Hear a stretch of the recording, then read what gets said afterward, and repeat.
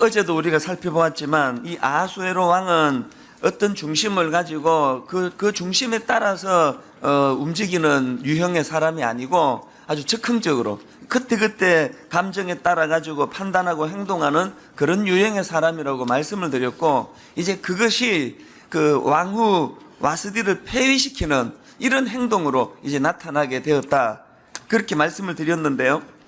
이제 그게 2장으로 넘어와 가지고 이제 측근 신하들의 제안에 따라 가지고 이제 그 새로운 왕비를 선출하는데, 페르시아 제국 전역에서 아름다운 여자들을 다 모아가지고 그 중에서 이제 가장 왕의 눈에 드는 처녀를 이제 새 왕으로 선발하기로 그렇게 이제 결정을 합니다.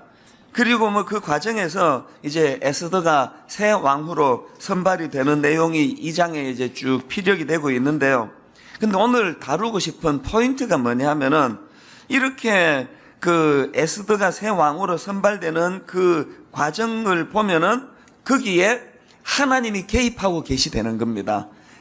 주일날 말씀드렸지만 에스더서에는 하나님 이름이라는 단어가 한 번도 등장하지 않지만 에스더만큼 그 하나님의 일하심, 또 그 하나님의 숨결이 느껴지는 성경이 많지 않다, 그 말씀을 드렸는데요.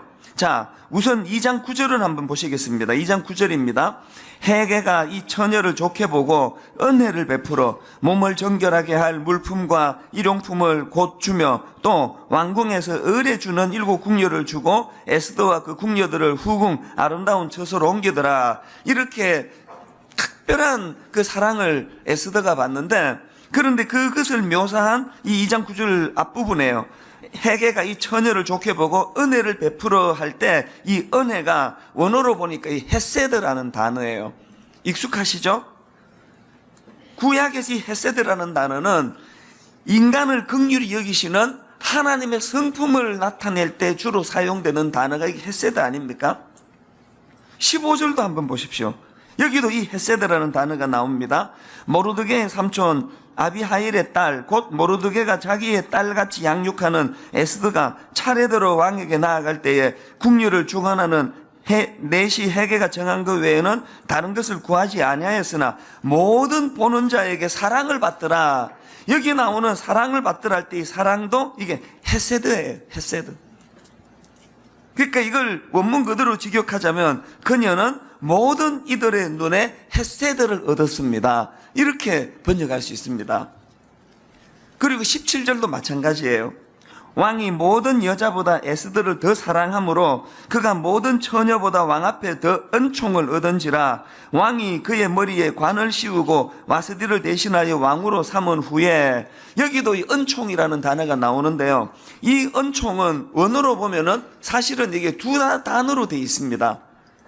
이 은총을 뜻하는 헨이라는 단어하고 은혜로 번역할 수 있는 헤세드, 이거를 이제 우리 번역은 딱 한 단어로 요약했지만 원어에 충실하려면 이 두 개를 다 담아줬어야 됩니다. 그가 은총과 은혜를 입었다는 거예요. 이 헨이라는 단어하고 헤세드라는 단어는 이 비슷한 뜻을 가지고 이 교차해서 쓸 수 있는 그런 단어이기 때문에 왜 이 본문 속의 원어로 이 헨과 헤세드라는 두 단어를 여기에 같이 기록을 했을까? 왜 그랬을까요? 그건 지금 에스더가 기대할 수 없는 사랑을 받았음을 강조하기 위한 반복법인데요. 그 반복 속에 하나님의 사랑이 개입이 되어 있다는 걸 저자가 지금 강조하고 싶은 거 아니겠습니까? 그래서 이런 것들을 다 종합해 보면은 지금 이 저자가 뭘 의도하고 있습니까?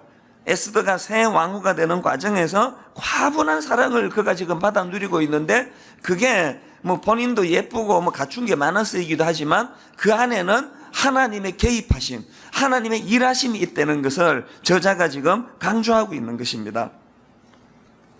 여러분, 우리가 에스더서에 직접적으로 이 하나님이라는 단어가 나오질 않지만, 그러나 에스더서만큼 이 역사의 배후에서 일하시는 하나님의 숨결이 느껴지는 성경이 없다고 한다면, 우리가 이 에스더서를 통해서 한 번 더 확신해야 되는 게 뭡니까? 오늘도 일하시는 하나님, 역사의 배후에서 일하고 계시는 하나님, 심지어 1장에서 아하수에로 왕의 잘못된 처신과 행동으로 어긋난 길로 가고 있는 그 상황을 대역전, 대반전으로 장차 일어나게 될 그 이스라엘 민족들의 그 위기를 대처하고 준비하고 계시는 하나님. 그래서 저는 이 기도를 하나님께 드려요. 하나님, 오늘 저희 같은 목사가, 오늘 수많은 예수 잘 믿는다는 크리스찬들이 이 아하수에로처럼 중심 없이, 축 없이 그렇게 목회하고 그렇게 생활하다가 보니까 한국 사회에서 한국 교회가 어긋난 길로 지금 에스더 1장과 같이 혼미한 상황 속에 놓여져 있는데, 하나님, 2장에서 일하셨던 것처럼 오늘 이 한국을 위하여, 조국 교회를 위하여 일하시기를 원합니다. 아버지, 어디선가 에스더를 준비시켜 주시는 줄 믿습니다. 어디선가 하나님 순결한 에스더와 같은 이 시대와 민족을 위하여 쓰임받을 그 놀라운 역사가 일어나고 있을 줄 믿습니다. 여기다 한 가지 더 덧붙이면 무슨 기도해야 될까요? 바로 분당 우리 교회 안에서 그 에스더가 준비되는 은혜를 주시기 원합니다. 더 욕심을 부린다면 아버지, 우리 가정 안에, 우리 자녀들 가운데 이 시대 에스더가 준비되는 은혜를 허락하여 주시기 원합니다. 이게 작동되는 게 믿음 아니겠습니까? 이런 면에서 저는 이사야 9장 7절 말씀이요, 그 정사와 평강의 더함이 무궁하며 또 다윗의 위에 앉아서 그 나라를 굳게 세우고 자금 이후 영원토록 공평과 정의로 그것을 보존하실 것이라. 만군의 여호와의 열심히 이를 이루시리라. 이 여호와의 열심이라는 이 표현이 나오는데요, 이 표현이 무엇을 배경으로 나오느냐? 바로 그 앞에 6절을 한번 보세요. 이는 한 아기가 우리에게 낳고 한 아들을 우리에게 주신 바 되었는데 그의 어깨에는 정사를 메었고 그의 이름은 기묘자라, 모사라, 전능하신 하나님이라, 영존하시는 아버지라, 평강의 왕이라 할 것임이라. 이 예수 그리스도가 이 땅에 오심에 대한 예고, 이 일이 어떻게 가능하냐? 하나님의 열심으로 가능하다. 하나님의 열심으로 가능해진 것이 독생자 예수 그리스도 이 땅에 오십니다. 이걸 강조하고 있는 거예요. 여러분, 우리 이거 느껴야 돼요. 오늘도 우리 이 땅에 이 하나님 만군의 여호와의 열심이 이를 이루시리라. 이 확신을 통하여 예수 그리스도의 이 땅에 오심과 그분의 일하심.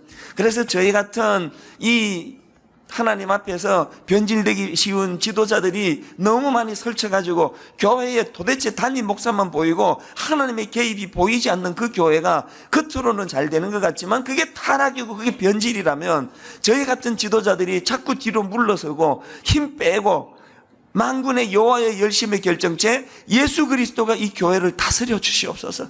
가정도 마찬가지예요. 여러분, 그 자녀를 어떻게 해보겠다고 그 안달복달하는 그게 화근이라니까요.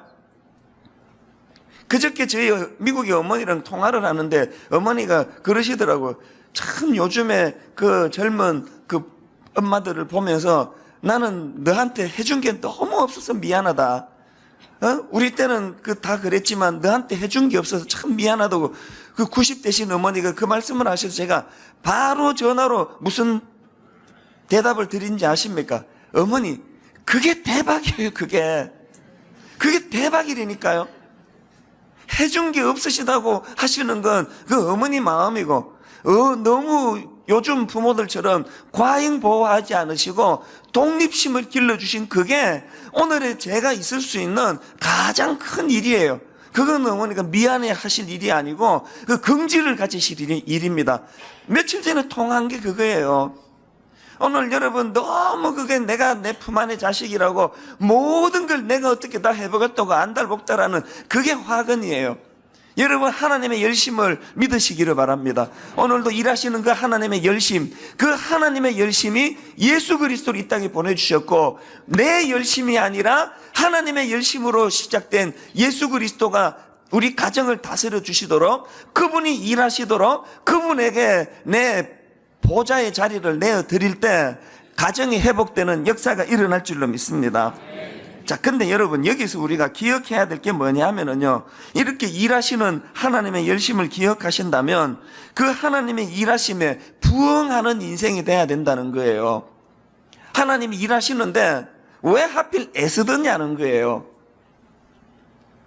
저는 오늘 본문은 이런 각도로 살펴보기를 원하는데요. 자, 우선 본문 2장 8절 한번 보시기 바랍니다. 왕의 조서와 명령이 반포됨에 처녀들이 도성수산에 많이 모여 해계의 수하에 나아갈 때에 에스더도 왕궁으로 이끌려가서 궁녀를 주관하는 해계의 수하에 속하니, 재밌는 게요, 여기 지금 동사가 3개 나옵니다. 나아갈 때에, 이끌려가서, 속하니, 동사가 3개 나오는 게 다 수동태예요. 그리고 또 흥미로운 게 뭐냐면은 이렇게 8절에 나오는 동사들이 다 하나같이 수동태인데 그 다음 9절부터 나오는 에스더의 행동과 관련된 동사는 다 능동태로 표현되고 있다는 거예요. 자, 9절 우리 한번 같이 한번 읽어보실까요? 9절입니다. 해계가 이 처녀를 좋게 보고 은혜를 베풀어 몸을 정결하게 할 물품과 일용품을 곧 주며 또 왕궁에서 을에 주는 7 궁녀를 주고 에스더와 그 궁녀들을 후궁 아름다운 처소로 옮기더라. 그 우리말 성경에 이걸 왜 뺐는지 이해가 안 되지만요, 원어로 보면은 맨 앞부분에 우리말에는 생략된 표현이 들어있는데 이렇게 구절이 원어로는 시작이 됩니다. 그녀가 그를 기쁘게 했다. 그래서 여러분 영어 성경을 한번 뒤져보시면 거기에 다 The girl pleased him이라는 단어가 나옵니다. 구절이 그렇게 시작이 돼요. 이 뭘로 의미할까요? 8절까지 다 수동태예요. 에스더가 수산에 끌려간 것까지는 자기 자의로 간 게 아니에요. 그 당시 상황에 따라 가지고 그곳에 타의로 이끌려갔지만, 그러나 그 이후 그곳에서 일어나는 일들에 대해서는 에스더가 상황에 끌려다니지는 않고 어떻게 한다고요? 능동적으로, 적극적으로 그 상황 속에 대처하는 모습을 보여주고 있다는 거예요. 저자가 이 능동태, 수동태를 가지고 이걸 의도적으로 부각시키고 있다고 생각합니다. 이게 주는 교훈이 뭘까요?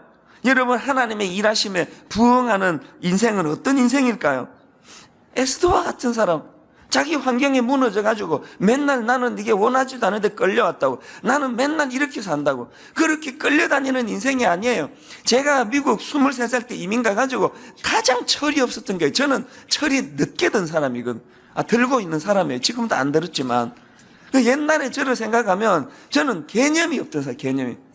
23살 때 전가족 이민을 갔는데요, 저는 만 7년 동안 단 한순간도 미국 생활을 즐긴 적이 없어요. 가족이 가자 그래서 내가 왔지. 난 한국이 좋은데. 그러면서 미국 생활에 적응할 생각을 안 하고 살았습니다.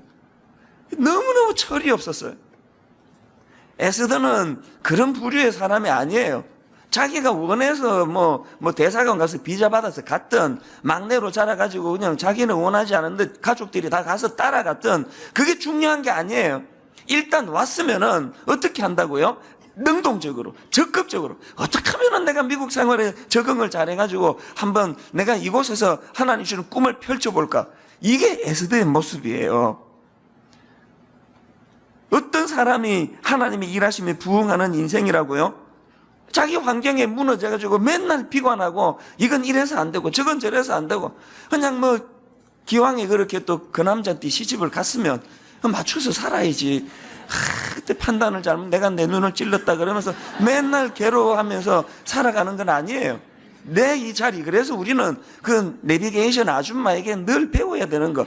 내비게이션은요, 누구 원망하는 게 없어요. 우측입니다 그랬는데 내가 바보같이 좌측으로 가면 그냥 거기서 짜증나게 또 엉뚱한 길로 갔다 그러고 궁시는 그런 거는 옆에 앉은 분이시고요.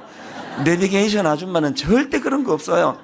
우측으로 가야 되는데 이 사람이 바보같이 좌측으로 가면 딱 거기서 가장 최선의 길을 또 가르쳐 주는 거 아닙니까? 한번 실험으로 오늘 집에 갈 때 엉뚱한 길로 가보세요.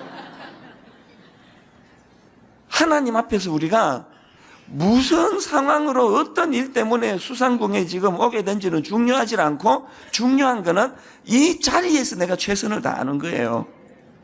제가 지난 주일날 말씀을 드렸잖아요. 저는 저에게 선포를 잘한다고, 철이 조금 들어가면서 에스더와 같은 모습을 제가 하나님 은혜로 누리는데요, 저는 저에게 이제 그 능동적인 삶을 살기 위해서 저에게 이렇게 선포하는 것 중에 하나가 이런 거예요. 사실 이제 그 눈치를 좀 채시는 분이 많으시겠지만 분당 우리 교회 담임 목사로 살아가는 게 이게 조금 버겁습니다. 이게 굉장히 힘든 일이에요. 그게 제가 왜 그 여름에 설교를 이제 5주를 내려놓느냐 하면 이제 재충전을 위해서. 그래서 이제 늘 다람쥐 쳇바퀴 돌던 이 일주일 단위로 저는 부흥의 설교 한 편 준비하듯이 그렇게 설교를 준비해요. 이 말씀의 은사를 하나님이 저에게 물론 주셨겠지만 저 스스로는 집요하게 말씀을 준비하고 이거 원고를 저는요 토시 하나 안 남기고 다 쳐요. 글자 하나도 안 남기고 이걸 다 쳐가지고 이걸 가지고 바로 책을 만들어도 될 만큼 어제 하루 온종일 여러분 집에 딱 들어가가지고 정말 밤 한 11시 가까이 될 때까지 하루 종일 설교 준비하는 거예요. 그래야만 유지가 되는 게 제 설교예요. 그러니까 이게 매주마다 이 압박이라는 게 너무 많아요. 토요일 되면은 또 막 안절부절 고산병이 와가지고 막 냉장고 문을 열었다 닫았다 그러고 막 폭식 막 먹고 그게 내가 이게 믿음이 없는 건가? 그런 생각을 할 정도예요. 제가 좋게 해석하자면 믿음이 없는 게 아니고 정말 우리 고생하는 성도님들에게 조금이라도 더 좋은 걸 드리고 싶어가지고 이건 설교는 도자기 굽는 거랑 같다고 생각해요. 그래서 한 2벌만 해도 도자기 모양 나오지만 3벌, 4벌, 5벌, 6벌, 7벌 그렇게 이제 하니까 너무너무 막 이렇게 이제 사는 게 스트레스가 많아요. 부담이 많거든요. 게다가 가지 많은 나무에 바람 잘 일 없다고 하루도 깜짝 놀랄 소식을 안 듣고 넘어가는 날은 거의 없어요. 이 가정에 이 문제가 생기고 저 가정에 저 문제가 생기고 그래서 한 번씩 제가 푸념을 해요. 힘들다. 내가 맨날 이렇게 살아야 되나? 언제까지 이렇게 살아야 되나? 너무 힘들다 이거. 그럴 때 제가 저에게 뭐라고 선포하는가 하면 그러면 간두면 되잖아. 제가 저에게 이렇게 선포를 진짜로요. 너 이거 진짜 힘들면 그거 간두면 되잖아. 일 별로 없는 교회로 옮겨가면 되잖아. 너 그럴 마음 없잖아. 제가 저한테 그렇게 선포를 하는 거예요. 너 그럴 마음 없잖아. 그러고 생각해 보면 그럴 마음 없습니다 진짜. 정말 저는 오후까지 설교하는 게 너무너무 체력이 힘들지만 한 번만 설교하면 되는 그런 교회로 옮겨갈 마음 좀 없습니다. 진심으로 없습니다. 제가 그걸 선포하는 거예요. 너 과장하지 마. 너 진짜 힘들면 네가 가만히 있었겠니? 벌써 옮겼지 네 성격에? 그럴 마음 없잖아. 제가 그렇게 저에게 선포를 하면요 무슨 효과가 나타나는가 하면 내 이 상황을 과장하는 게 없어져요. 막 죽겠다 나만 힘들고 막 어렵고 막 이런 것들이 과장이라는 걸 자각하게 돼요. 여러분 한번 해보세요. 우리가 하나님 앞에서 제가 어떤 상황으로 이 자리까지 오게 된 건 중요한 게 아니에요. 중요한 건 뭐예요? 에스더처럼 하나님의 열심에 부응하는 인생, 최선을 다해서 하나님 앞에 능동적으로 오늘 이 새벽에 이 은혜가 여러분에게 있게 되기를 바랍니다. 그래서 저는요 오늘 본문의 에스더에서 우리가 배워야 되는 것, 우리도 하나님의 열심에 부응하는 인생이 되기 위해서 우리가 구해야 될 두 가지 기도 제목을 말씀을 드리고 싶은데요. 자, 첫째, 무슨 기도를 드려야 됩니까? 어려운 환경을 극복할 힘을 달라고 기도해야 됩니다. 에스더는 통독해 보신 분 다 알지만요 굉장히 불우한 환경에서 자란 소녀예요. 부모가 일찍 돌아가셨어요. 추정컨대. 그리고 사촌 오빠 손에서 그 모르드게가 딸처럼 키웠다고 하는 그걸 보면은 아주 어릴 때 부모님이 돌아가신 것 같아요. 그것도 참 드문 비극인데요. 더군다나 배경이 지금 포로로 끌려온 상황이에요. 굉장히 불우한 환경에서 자란 사람이 에스더인데요. 이것만 해도 충분히 자기를 비관하고 나 같은 건 가치가 없다고 그렇게 열등감에 빠질 수밖에 없는 그런 상황이지만, 그런데 여러분 오늘 본문에서 에스더를 보면서 저는 우리 젊은이들에게 종종 그런 이야기를 해요. 그리고 우리 집에 자녀들에게도 그런 이야기를 가끔씩 하는데요. 그게 뭐냐 하니까 자 한번 보세요.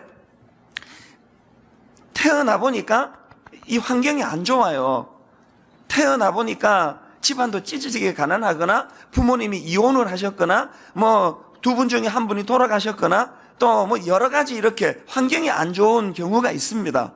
그러면요 이 불우한 환경은 양날의 검이에요. 이 불우한 환경을 잘 딛고 넘어서면은 이 불우한 환경은 나를 굉장히 강한 사람으로 만들어주는 능력의 도구가 돼요. 이 불우한 환경에 짓밟혀가지고 넘어져 버리면 그 불우한 환경은 내 인생을 망치게 만드는 흉기가 돼요. 그 선택을 누가 하느냐? 내가 하는 거예요, 내가. 다윗을 보세요. 골리앗이라고 하는 괴물 덩어리가 이스라엘 역사 앞에 나타났어요. 그 골리앗이라는 괴물 앞에 무너졌던 사울을 위시한 모든 군사들은 그 앞에서 수치를 당하고 비참한 자리에 빠졌습니다. 그런데 골리앗을 극복한 다윗은 골리앗이라는 존재가 자기 인생에게 가장 고마운 존재가 된 거 아닙니까? 여러 번 말씀드렸지만 그 시골뜨기 그 목동 주제에 골리앗이 아니었으면 다윗이 무슨 재주로 그가 왕의 자리에 오릅니까? 다윗에게 골리앗이 없다는 건 이게 상상을 못해요. 제가 늘 주장하는 게 그거예요. 우리 집 새아이에게도 제가 네가 너무 좋은 부모를 만나가지고 모든 그 말만 다 하면은 다 이루어지는 그런 부모를 만나는 것보다 더 중요한 게 뭐냐 하면은 이것도 결핍되고 저것도 결핍되고, 요새는 그런 말 잘 안 듣지만 애들이 사춘기를 지나면서 여러 번 제가 그 얘기 들었어요. 목사 딸로 태어나가지고 뭐 이런 이야기를 하면은 제가 마음이 아프지만요, 그 어떡합니까? 태어나 보니까 아버지가 목사인 걸. 그걸 자기가 환경을 딛고 일어서면은 이 환경이 자기 인생을 빛나게 하는 면류관이 되고요, 거기에 무너지면 평생 그렇게 하다가 인생 끝나는 거예요. 오늘 우리가 이런 면에서 여러분은 여러분 앞에 맞닥뜨린 골리앗을 어떤 태도로 지금 대하고 있습니까? 그 이스라엘 초라한 병사들처럼 부들부들 떨기나 하고 앉아있지. 이 어려운 환경이 내가 딛고 일어서면은 이게 내 인생을 비상하게 하는 변장하고 찾아온 하나님의 축복이라는 그런 생각을 해보셨습니까? 요셉도 마찬가지 아닙니까? 그 악랄한 그 배다른 형제들이 세상에 그런 포악한 인간들이 어디 있습니까? 동생을, 그 배다른 동생을 그 질투해가지고 그냥 살해 죽이려고 하고, 그러다가 그냥 인신매매로 남의 나라 애굽에 팔아버리는데요, 요셉이요, 그 현실 앞에 무너져가지고 자기를 비관했으면 쓸쓸히 애굽 어느 모퉁이에서 자살하고 인생을 끝냈을 거예요. 우울증 걸려가지고.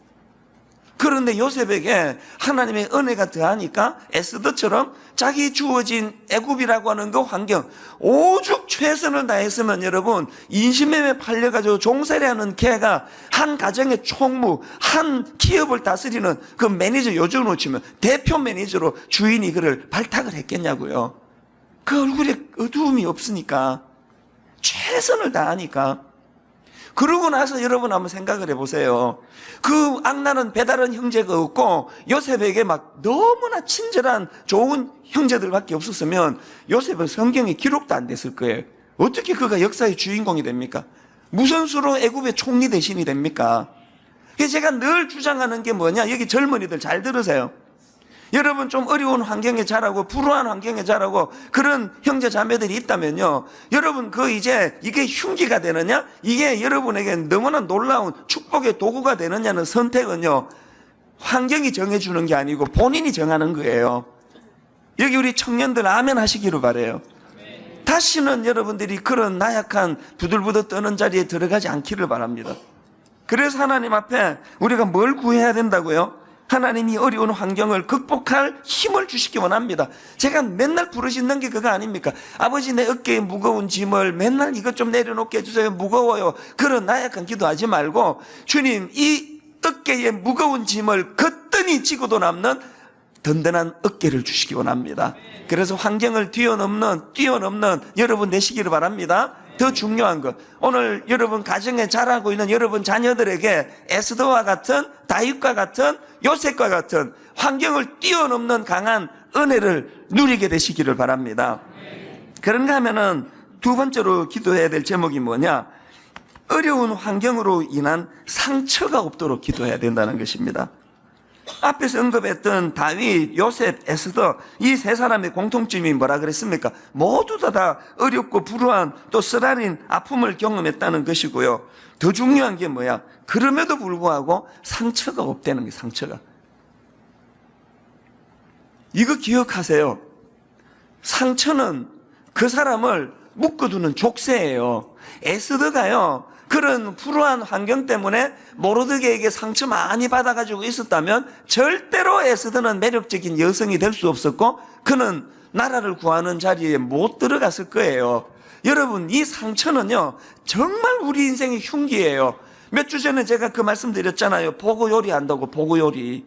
누가 나를 의도적으로 죽이려고 그러든 오해해서 죽이려고 그러든 중요한 게 아니고 보고 요리, 독을 발라내는. 그래서 그 새벽에 일어나가지고 그 기사를 꼼꼼히 보면서 제가 그것을 분석해내며 내 잘못을 시인하고 그렇게 하나님 앞에 기도하느냐, 이건 제 살기 위한 처절한 몸부림이에요.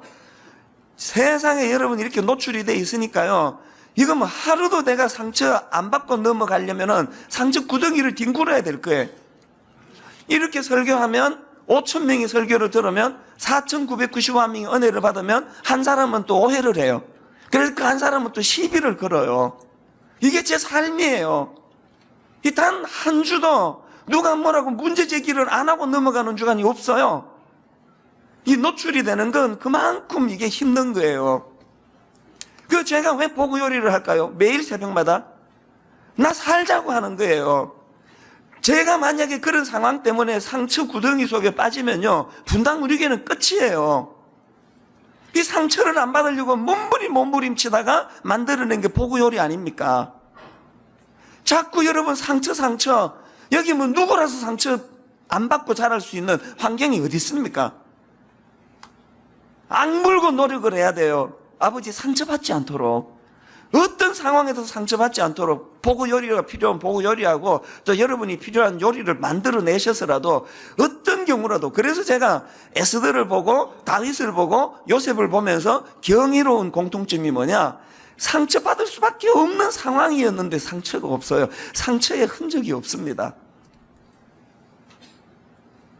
그래서 저는 오늘 결론을 맺으면서 두 갈래로 여러분들을 축복하기 원하는데요. 하나는 정말 우리 젊은이들 상처 없이 상처를 극복하며 상처가 자기를 건드려도 그게 연연하지 않는 그런 하나님의 사람들. 그래서 에스더처럼 상처와 환경을 극복한 자들이 누리는 하나님의 동력자로 살아가시기를 바랍니다. 그런가 하면 두 번째로 상처로 아파하시는 분들을 축복하고 싶어요. 여러분, 우리가 이미 상처를 받았어요. 그 마음이 우울해요. 또 우울증이 왔어요. 여러분, 이렇게 상처가 오늘 우리를 괴롭히는 성도님 이 자리에 계시다면 기억하셔야 될 게 뭐냐, 여러분 그 상처를 주님께 가져가는 도구로 사용하시기를 바랍니다. 시편 34편 18절을 보십시오. 여호와는 마음이 상한 자를 가까이 하시고 충심으로 통회하는 자를 구원하시는도다.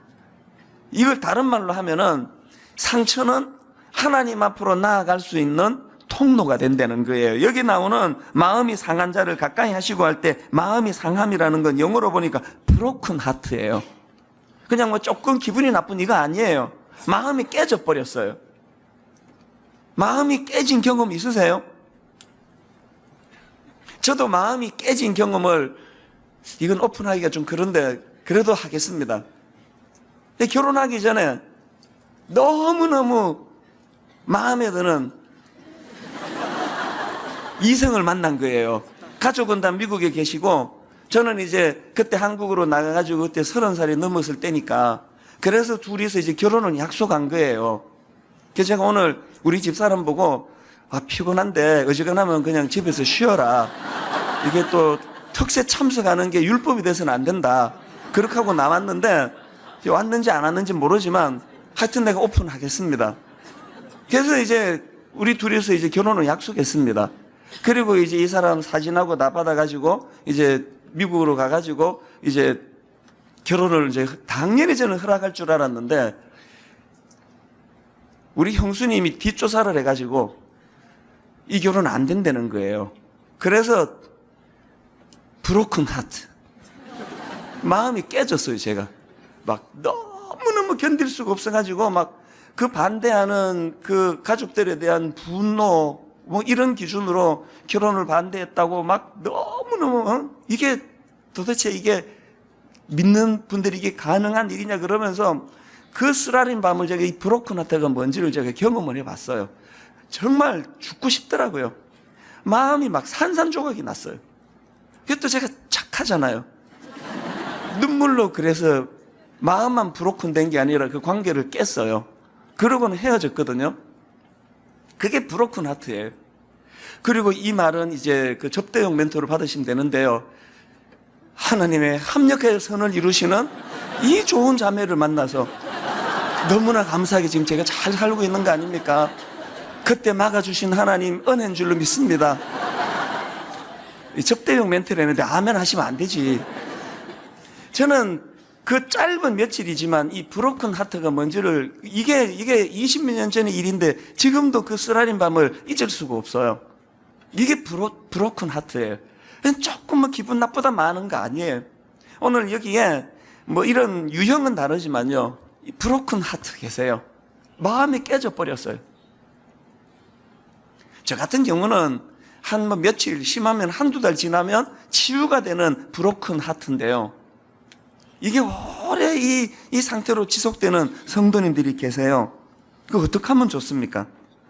시편 51편 17절에 보니까 하나님께서 구하시는 제사는 상한 심령이라 하나님이여 상하고 통회하는 마음을 주께서 멸시하지 아니하시리다. 무슨 뜻이에요? 이 브로큰 하트를 어떻게 치유해보겠다고 애쓰지 마시고 이 브로큰 하트를 무슨 재료로 쓰라고요? 하나님 앞으로 나아가는 도구로 쓰라는 거예요. 이게 특세예요. 그래서 여러분, 그 제가 옛날에 그 트위터할 때 남겼던 말 중에요, 소설가 오스카 와일드라는 분의 말을 인용한 거예요. 상한 마음을 통하지 않고 어떻게 주 예수 그리스도가 우리의 마음속에 들어올 수 있단 말인가? 다시요. 상한 마음을 통하지 않고 어떻게 주 예수 그리스도가 우리의 마음속에 들어올 수 있단 말인가?